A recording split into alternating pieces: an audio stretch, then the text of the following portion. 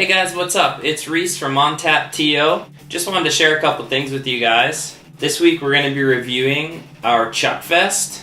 It's a dark IPA. I know we did one last week too, but it's different in a lot of ways. And also want to encourage you guys to leave a lot of comments on the YouTube page and the website. You can get a hold of me by email at reiss@ontapto.com, facebook.com/ontapto, Twitter @ontapto, youtube.com/ontapto, or ontapto.com. So Godzilla, what do you think? Should we crack into this ChuckFest? Yeah, let's do it. Alright, so with this beer, we reached an original gravity of about 1.075.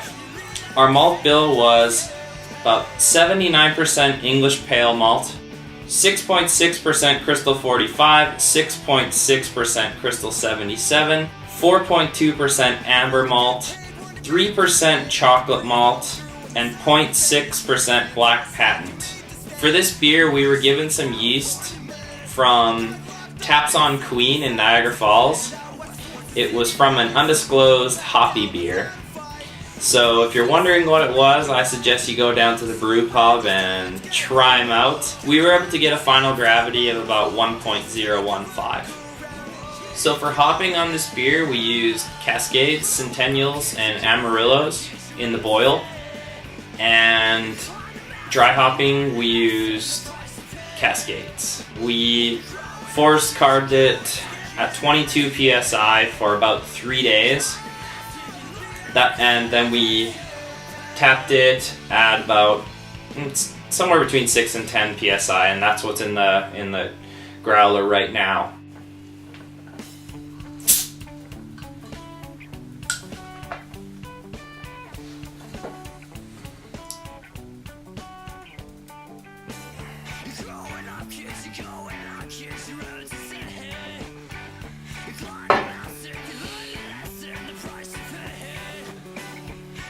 Three-quarters of an inch of foam, which is nice.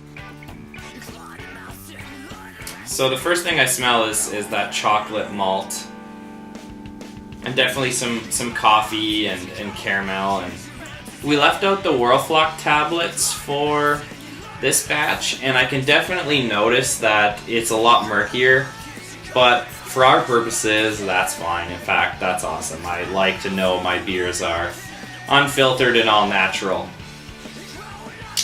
Without further ado, here's to great beers.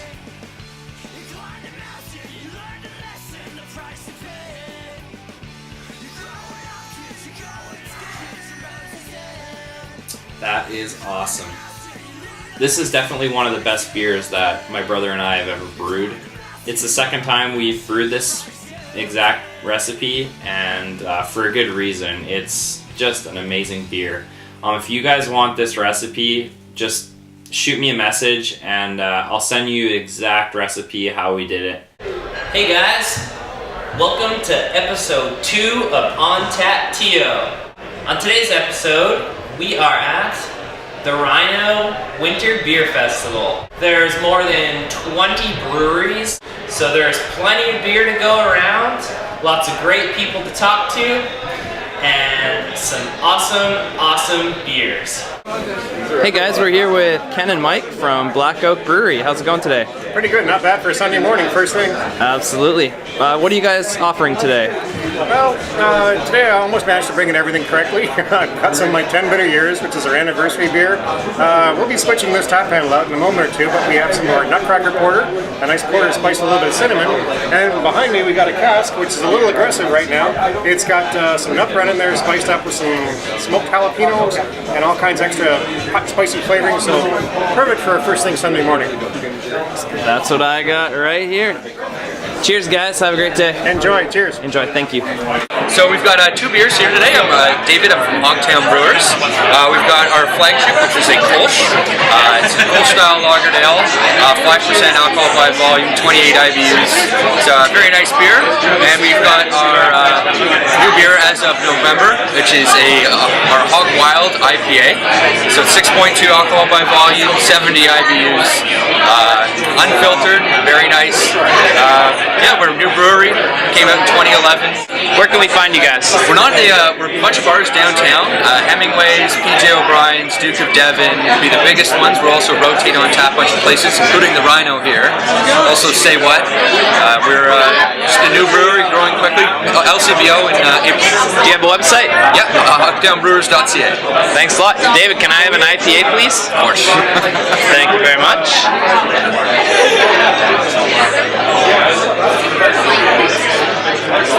There we are. Merci beaucoup. Thanks a lot, Dave. Cheers. Cheers. Alright, so today we got 2 different options here. We got our vanilla porter, which is a seasonal we do every year. It's a draft only item, just around for about 2 to 3 months every year. We pour it on the nitro faucet, so it's got that nice creamy texture to it. In terms of the flavor, it's really nice, really smooth. A lot of caramel malts in there. It's actually very closely related to our cobblestone stout, which if you've ever tried that before, it's a similar recipe to that, except not as heavy on the dark roasted malts, more focused on the caramel kind of malts. We also add some organic Mexican vanilla extract, which gives it a nice vanilla aromatic to it. It's really delicious, 5%. Very good. And this is the other one we got here. This is our Black Watch Scotch Ale, which is another seasonal we do every year. We usually do it for Robbie Burns Day. Just have a nice, get that traditional Scottish beer. So as with most Scotch ales, it's not very highly hopped, very focused on the malty aspects of it. And we dry hop it with some English fuggles, giving us a nice spicy herbal kind of undertones to it. And this one's also 5%. So that's what's up. My name's Doug. I work for Stonehammer and Afternoon Brewery. It's a cool little microbrewery from Guelph. Been around for about 15 years. And today we are serving our Stonehammer Dark Ale. It's one of our staple beers. It's got a nice malty chocolate roast to it going on. It's very smooth, very mellow. Not a heavy dark beer. It's very sessionable. So that's one of my favorites. That's the beer that brought me to Stonehammer. And then we're also serving our oatmeal coffee stout, which is made with fair trade roasted coffee beans from Planet Bean in Guelph. And it's an oatmeal stout, so some oatmeal in there. It's got a really nice coffee flavor to it, some nice chocolate malts in there, and it's 2 years running the gold medal winner at the Ontario Brewing Awards, so pretty well. Where can we find Stonehammer? You can find Stonehammer in so the dark Pilsner and the light lager are all in the LCBO and beer store. There's some of them you kind of got to look for sometimes, and then you can find it on tap at good beer bars in Toronto and Guelph, anywhere that serves good. Do you have a website? We do. It's stonehammer.ca. This is Alex from Church Brewing. We have today the Range and Wrath Imperial Double IPA. Romance. We have the Barley and Cider Apple Lager. Could be cider, could be ale, you can try it. We have the Church Key Holy Smoked Scotch Ale, which is a peat smoked Scotch Ale with malt imported from Scotland and smoked. We're from Camelford, Ontario. We make good beer.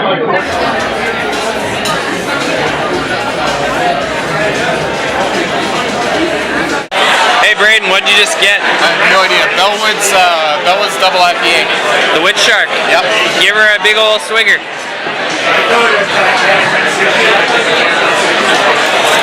That is awesome. How's it taste? Very good. Up forward, West Coast IPA, double IPA. Light, drinkable. Light for a double. Light for a double. Nice. In a good way, drinkable. So guys, this is Robin LeBlanc. She runs the Thirsty Wench, thethirstywench.com. Check it out. How's it going today, Robin? Pretty good, actually, Reiss. Very, very good. Really fun event. You know, lots of people. How did you find out about it? Greg Plus, he invited me over. So,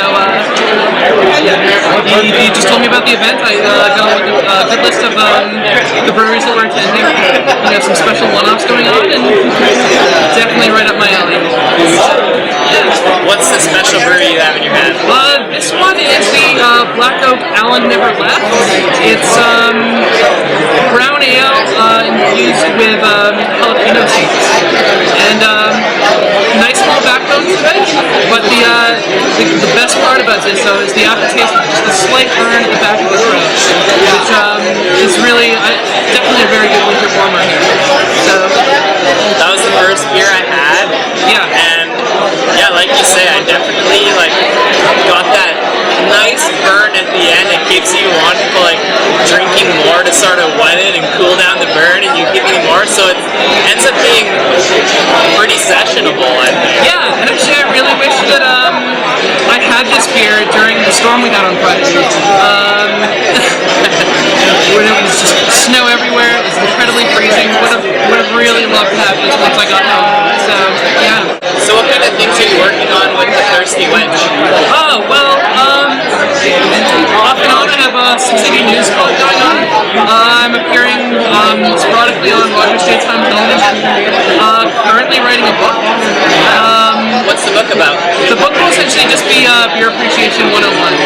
It's not going to be a thick volume by any means. It's going to be probably about 70-80 pages, and it's just the basics for someone who wants to appreciate beer more, but doesn't really know where to start. Tell me more about the Thirsty Wench. Well, the Thirsty Wench is my website. I've had it it'll be approaching 2 years soon. Really, it started off with just me wanting to tell my friends what I learned about beer, and as well as just sort of documenting what I've been learning about beer as well, and it just spiraled into this big thing, and I found myself fully immersed into the beer world, which is really amazing. What's been your favorite beer today? Oh, my favorite beer today, it's toss-up. I'm really enjoying this one actually. Cameron's IPA, I got to try. That's a deadly beer. So good. Very impressive. Yeah, I think it's a toss-up between those two, but I mean the day is young, so probably that might change, so I'll be trying some more beers soon. This is Peter from Nickelbrook Brewery. What do you have today, Peter? I'll start with this. This is our Reserve D beer, which is our winter ale. It's a spiced strong ale. We just produced this for the first time this year, for this season. Then we've got our maple porter, which we've actually been producing for a number of years. I actually have it today on cask. Pure Ontario maple syrup is added to this porter, just to give it a nice bit of a sweet finish. I find the maple flavor comes in on the back end. And then we've got our Cuvée 2012 edition, which is also bourbon barrel aged, spiced, some dried fruits, some figs, some raisins, orange peel, vanilla beans, just fantastic flavors in that beer as well. Very limited supply of that beer. Well, saying that, Peter, may I please try the Cuvée? Sure can. All right. Thank you so much. Here's the good beers. Thank you, Peter. This is Peter from Nickelbrook Brewery.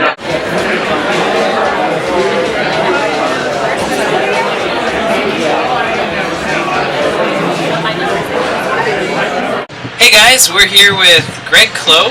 He runs Canadian Beer News. It's CanadianBeerNews.com.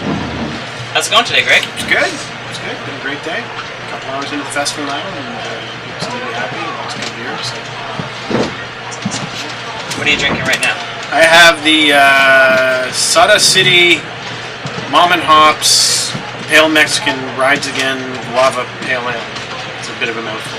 This was a collaboration that Sada City did with the guys from Mom and Hops, which is another beer news website. It's competition, but they make good beer. So yeah, it's a really interesting pale ale with a ton of guava in it, and it's tasty. Yeah, I had that one this morning, and it's really good. That guava actually really comes out. It does. The guava and the hops, I mean, you get a lot of hops that have got a lot of tropical fruit notes anyway, so I think it's a good pairing. Yeah, I've been running around a lot, so I haven't had a chance to try too many beers yet, but the ones I have had have been pretty good. So what is Canadian Beer News? It's basically exactly what the name says. It's a website about beer news in Canada. So there's no, I always say that there's no editorializing in the sense that I don't do beer reviews, I don't offer commentary, I don't offer opinions. It's really just the news about what's happening in beer and brewing in Canada. So very short to the point articles about new beers coming out, new breweries opening, brew pub news, that sort of thing. I do have my own blog, which I don't update nearly as often as I should, but where I do beer reviews, and I do actually have an offshoot of Canadian Beer News called Canadian Beer Notes, which is a Tumblr where I post very short, like 100 words or less type beer reviews when I have the time. In Ontario now, we're with breweries both open and set to open in the next year or so. We're inching up towards 100 breweries in Ontario. That counts contract brewers like Spearhead and so on who brew elsewhere and have a brand, but still, they're still completely. It's justified to call them a brewery as well. Canada across the board, Ontario, Quebec, BC, and then to a slightly lesser extent out east is sort of where things are really happening. Prairies still have a bit of catching up to do in terms of breweries. I mean, they've got half pints in Winnipeg that are great. That's where I'm from. Okay. I'm from Winnipeg. Yeah. There you go, represent. Half Sweet pints, Nicky Brown. There you go. Half pints is to me, I think, definitely in the upper echelon of breweries in Canada. They're fantastic. You got Paddock Wood in Saskatchewan that are pretty good as well. But I think you're going to see, it's going to take a few more years before I think it really takes hold there. I mean, they don't have I think you need the urban concentration for craft beer to really take hold, and then it spreads out. You're seeing that in Ontario now. It started in Toronto and in some of the larger outlying cities, but now you're seeing the big trend more recently in Ontario has been small towns getting a local brewery, right? What was it that got you into blogging and this much into beer like you are now? I mean, getting into beer was I was going to the University of Waterloo in the late 80s when that was sort of the first wave of, at that time we called them microbreweries. So you had places like Brick, Wellington, Sleeman, all opening up in Kitchener, Waterloo, Guelph region. So I was there at the perfect time when these beers were coming out. So when I started drinking beer when I was in university, I was drinking most of this stuff as well. But I would see these beers on tap lists. I'm like, Sleeman, what's that? Brick, what's that? So I had the natural curiosity there from the beginning. I think there was maybe 2 beer blogs in Canada before I started my original beer blog, which was it was called Beer Beats and Bites at the time, because my intention was to write about beer, food, and music. I wrote mostly about beer, a little bit about food, hardly at all about music. So I changed the name of it to Beer Booze and Bites because I was doing a bit more about spirits and stuff like that. Canadian Beer News followed after that, so the original Beer Booze and Bites is sort of fallen by the wayside. Quebec is really hard. They tend to be a little insular in a lot of ways. And culturally, Quebec has its very distinct culture, and I don't know French very well, so it's hard for me to keep on top of what's happening there. There's a few breweries, obviously, that DGCL, McCausland, Unibrew, a few others that are well known outside the province, a few others that have sort of started coming up. I find it hard to keep on top of what's happening there, but Ontario and BC it's very, very easy. Out to east, Nova Scotia, New Brunswick, PEI, they've all got good stuff happening out there. It's I sort of keep on top of those markets, but it's a fair bit of work. The posts aren't long, but still there's research behind it. But it's fun, and it lets me try a lot of beer from across the country. So. Yeah, I started the Canadian Beer News Dinner Series at the end of 2011. I did the first one, and I did a few through 2012, and I've got some coming up this year. The idea basically, because my wife and I for many years ran a food website called Thirsty Wench, so we're both big into good food as well. And I found in the last few years, a lot of new restaurants opening up have started having a better appreciation of good beer. You'll see little places now opening up, younger guys opening up restaurants who have grown up drinking good beer. So when they open a restaurant, they understand the way restaurateurs 10 years ago didn't, that if you're pairing good wine with your food, you should be offering good beer as well. Even if you only have a couple of tap wines, it should still be something good. You know, your basic generic imports just don't cut it when it comes to serving something of quality. So that sort of made me realize that there's an appreciation for good beer amongst chefs now. And there's also an appreciation amongst people in general about bringing good food and good beer together. You have to sort of think about it in terms of when you're tasting a beer, think about the flavors that exist in the beer, and then think, what's a food that could either complement that, so you could have a beer and a food that have some similarities and they work well together, or what could be a food that would contrast it, so you could have flavors that aren't the same but which play off each other in a way that, say, the spiciness in a food and the hops in the beer would help cut through the spice. Or you may have a beer that's very fruity, and you may have a food that's got the similar fruity notes where they work well together. Beer and cheese is always fun to do as well. It's somewhere where I personally think that beer and cheese is much better than cheese. The main reason being the carbonation of beer helps strip because cheese is very oily, very fatty. If you're having wine and cheese, and especially if you're trying to do several different wines and several different cheeses, the wine isn't as good in terms of stripping away the oiliness. So you may have residue from one cheese that's still there when you're moving on. Beer and cheese, beer is great for sort of taking that away, cleansing your palate, and then you move on to something else, and you've got a fresher feeling. So yeah, beer and cheese is a lot of fun. I would recommend it. Just pick up a few cheeses and a few beers. They may not always be great. They may even have some train wrecks, but just experiment with it and see what works. And then for those in London, I'm doing the first out of town dinner February 27th in Sawdust City, which I'm doing right now, and at Milosh's Craft Beer Emporium, which is I think one of the best beer bars in beer bars and restaurants in Ontario. This guy Milosh, who's worked at a couple places in London, opened it up last year. I went down for a Great Lakes event that they did, which was spectacular. And they have a chef there that works with a lot of local fresh foods. And Sam from Sawdust City is a fantastic brewer. So that's going to be February 27th. We encourage the breweries today to make or bring winter-friendly beers. I'd say most of them either made something special or brought something out of their regular lineup that is suitable for colder weather. So you got a lot of stouts, some strong ales, Belgian ales, stuff like that. Sure. Which I think fit well with the season. Which breweries around Toronto and Canada, for that matter, should we be watching out for in 2013? I think Half Pints. I'm hoping they can really crack out. I mean, I know they've had distribution in Winnipeg, and I think they're now in one of the other prairie provinces. They're talking about getting in Ontario. If that happens, I think that really. I do believe that Volo just got a. Volo's had some in, but my hope is if they can crack into retail in Ontario, I think that they could do really well. But that's, again, goes back to the original spirit of breweries. What they were all about was you made beer for your local community. So it was as fresh as possible. Indian Bellwoods are the same way right now as well. Exactly, yeah. Bellwoods, they just won, they were in the top 3 beers in the world according to Rate Beer. But you have to go there or a few places around town on tap to get them. But to get that recognition, to be such a small localized brewery, and I'm lucky that I live close to it. But for people who don't, they're sort of hey, I want to get this beer.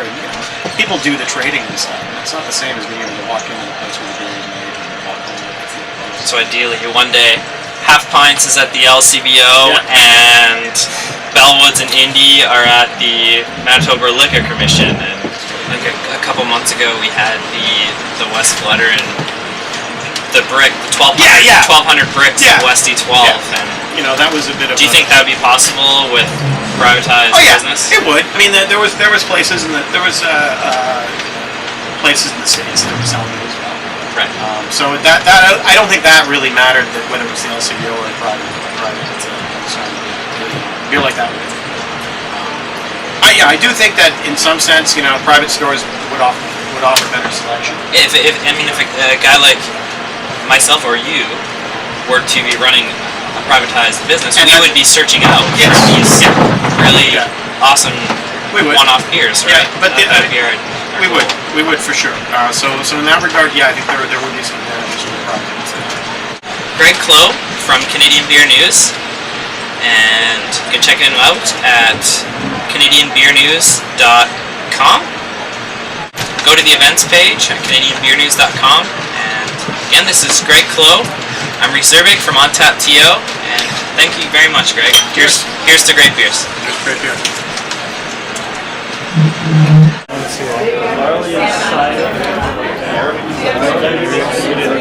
My name is Heather Kelly, and I love good beer. And I've had some great beer here at the Rhino today, and I have to say kudos to the Rhino. They've been a long-standing proponent of good beer here in Parkdale. I had the Flying Monkeys Cedar-Aged IPA, fantastic. Of course, there are a few Bellwoods on tap, and I have to share with you, Bellwoods is, at the moment, my favorite Toronto microbrewery. Kudos to them. Sauna City has actually, in the past year, really come out with some great beers, and I understand they're opening up a microbrewery in Gravenhurst, which will be on my destination list this summer. So cheers, and I hope you enjoy. Thanks so much, Heather. Here's to great beers. Hey guys, this is Brandon. What are you drinking, Brandon? I'm drinking the Bogwater Boats. How's that?